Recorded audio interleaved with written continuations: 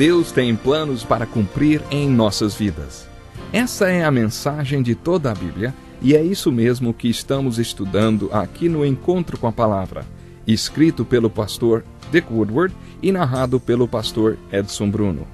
Fique atento a mais um programa que o Ministério Cooperativo Internacional leva a você. Com você agora, pastor Edson Bruno.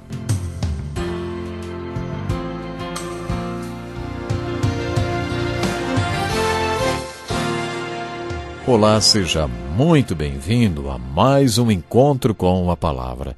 Que bom estarmos aqui para estudarmos um pouco mais da Bíblia. Aqui nesse programa já temos estudado a Bíblia toda, capítulo por capítulo, e agora estamos estudando versículo por versículo, 1 Coríntios. É simplesmente maravilhoso pararmos e juntos estudarmos a Bíblia.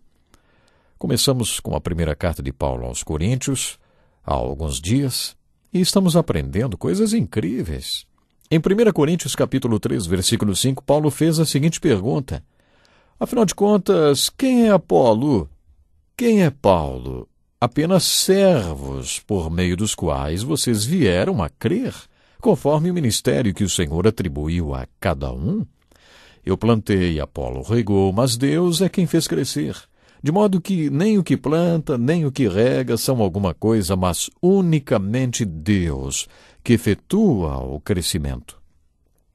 O que planta e o que rega têm um só propósito, e cada um será recompensado de acordo com o seu próprio trabalho, pois nós somos cooperadores de Deus. Vocês são lavoura de Deus e edifício de Deus. Paulo chega na parte central da sua argumentação no versículo 5, falando dele mesmo e dos seus colegas pastores. Afinal de contas, quem é Apolo? Quem é Paulo? Apenas servos por meio dos quais vocês vieram a crer conforme o ministério que o Senhor atribuiu a cada um. Paulo fez a pergunta e ele mesmo respondeu. Isso é algo bastante interessante. Na verdade, Paulo fazia muito isso. Ele mesmo perguntava, ele mesmo respondia. E qual foi a resposta dele? Quem somos nós? Quem é Paulo? Quem é Apolo? Apenas servos, por meio dos quais vocês vieram a crer. No versículo 6, Paulo fez uma ilustração dizendo que os membros da igreja são como o campo de Deus, no qual ele plantou e Apolo regou, mas Deus é quem fez crescer. Quem fez o milagre acontecer?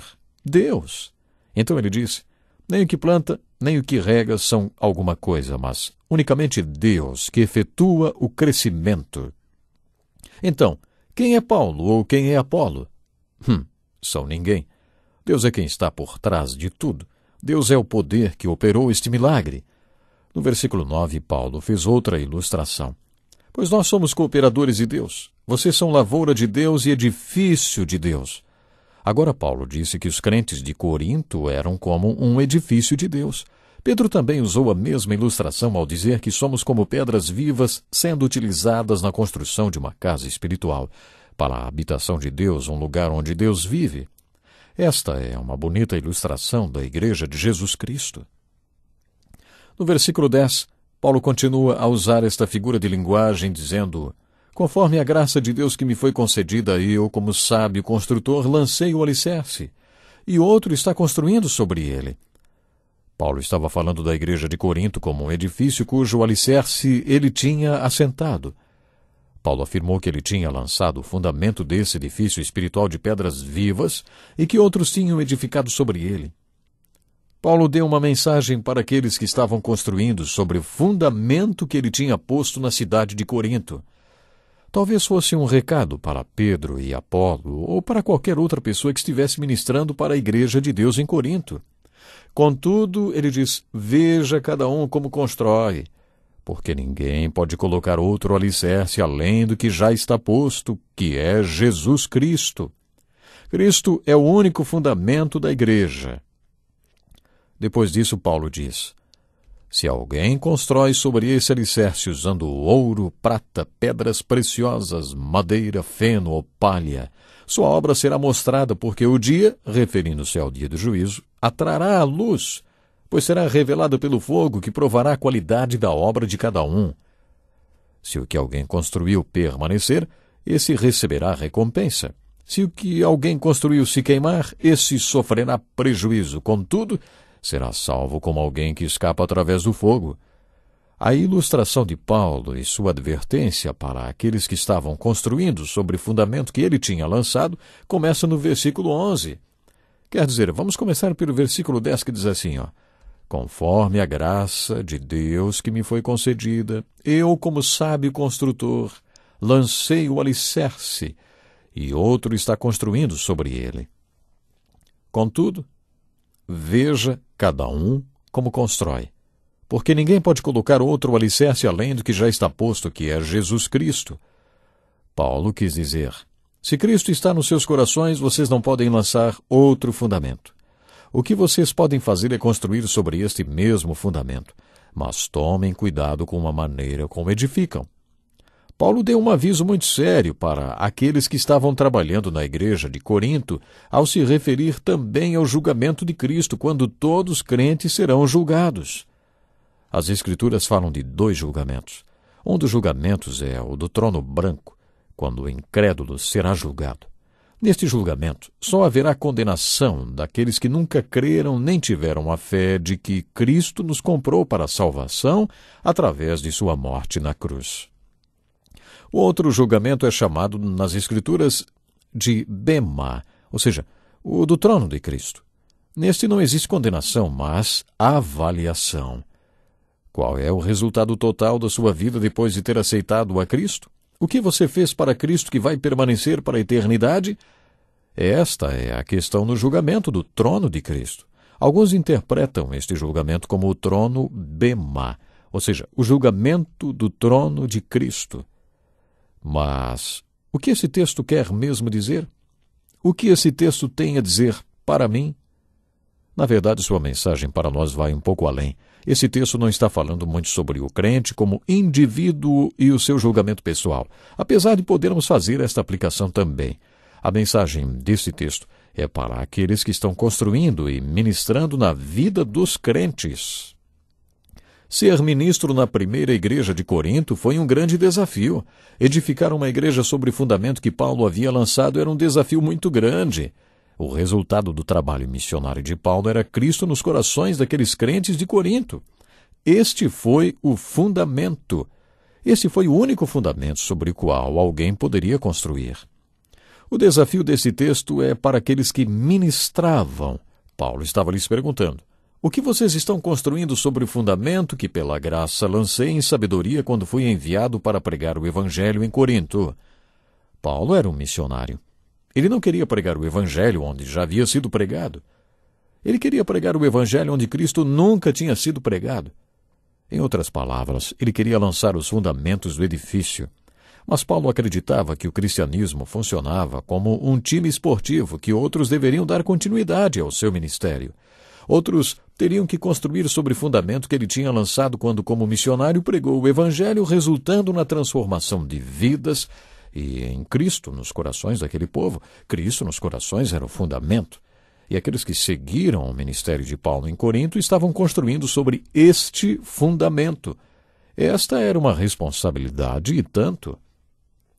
A advertência de Paulo nestes versículos foi para aqueles que estavam construindo sobre este fundamento, e não para aqueles que estavam sendo edificados.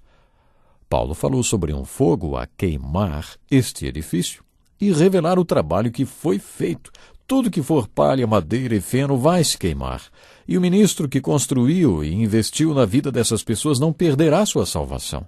Só vai ficar o que for valioso para a vida eterna, resultado do seu trabalho como ministro de Cristo.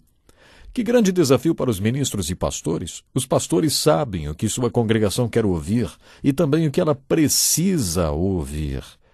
Pode ser mais fácil simplesmente dar a eles o que eles gostam, só para manter sua atenção. Muitas igrejas se tornaram um lugar de reunião social para muitas pessoas. As letras das músicas variam, mas muitas vezes a batida e o ritmo delas é o mesmo. Muitos músicos que não estavam bem no mercado se converteram e passaram a vender mais CDs do que vendiam antes de se salvar. Sabem por quê? Porque a igreja se tornou um lugar de entretenimento em muitos lugares. Se nossa igreja se tornou um lugar de entretenimento, então precisamos ler esse texto com muito cuidado. Se for esse o caso, Estamos colocando apenas madeira, palha e feno sobre fundamento que foi lançado nos corações pelo próprio Jesus Cristo. Eu não sou contra, não, as pessoas que se convertem e gravam CDs, fazem música. Não, é ótimo. Mas existem muitos que talvez querem tirar algum proveito, e aí a obra deles é somente feno, palha. Vai se queimar, vai passar tudo. Mas aqueles que permanecem, fazendo um trabalho de coração, de alma, palmas para eles. Esta passagem da Bíblia pode ter duas aplicações. Uma boa maneira de estudar a Bíblia é procurar responder as seguintes perguntas. O que esse texto está dizendo? O que significa? O que significa para mim? E depois de responder a estas perguntas, podemos também perguntar o que ele significa para Deus. Este método funciona muito bem nesta passagem das Escrituras. Outra estratégia para interpretar um texto bíblico é buscar aplicações para ele. Um texto tem apenas uma interpretação, mas pode ter milhões de aplicações. Qual é a interpretação desse texto bíblico? Bem, esta passagem é uma mensagem para o povo que estava sendo edificado sobre o fundamento que Paulo havia lançado quando pregou através do Espírito Santo e da graça que lhe foi dada quando foi para Corinto como missionário.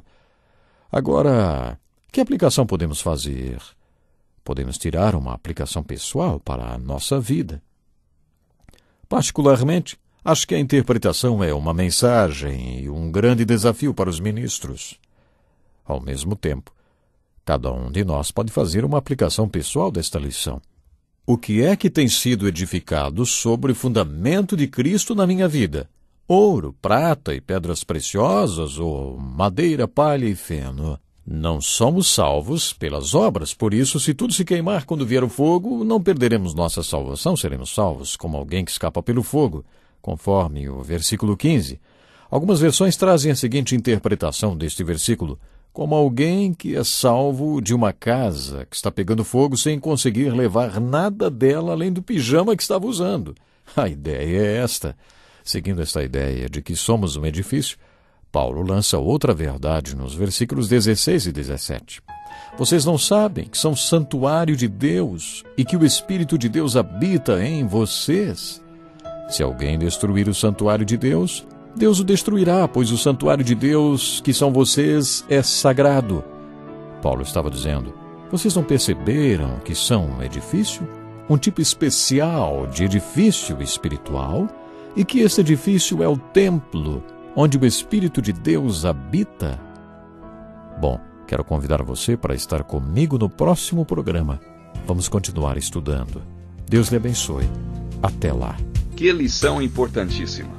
Obrigado, pastor Edson Bruno. Prezado ouvinte, coloque em prática o que você ouviu aqui. Sem dúvida, sua vida será grandemente abençoada. Este é um estudo escrito pelo Dr. Dick Woodward, na voz do pastor Edson Bruno. Escreva-nos e solicite o material. Nosso endereço é Encontro com a Palavra, Caixa Postal 2011, CEP 89201-970, Joinville, Santa Catarina. Até o nosso próximo Encontro com a Palavra.